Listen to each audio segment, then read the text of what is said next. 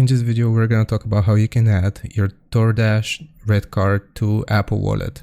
So the first thing that we want to do is go to the account tab of our Dasher app. So just load up your Dasher app and go to account. Then we want to click on Dasher red card. Then we will need to select add to Apple Wallet to get our card. And if we're prompted to choose a device, we will just choose our phone name. The card information will automatically populate, and we just gotta accept the terms and conditions. And once successfully added, our Dasher red card should show in the active. It should show as active in the Apple Wallet.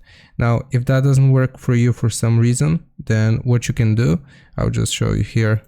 What you can do is go directly to your Apple Wallet.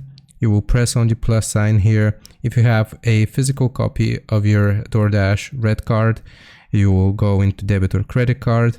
Here I'm just going to choose a different card, click on continue, and you can scan your Doordash card directly. You have the camera option open, or you can enter your card details manually here and press on next. So I hope this helps. Leave a like and sub. I'll see you next time.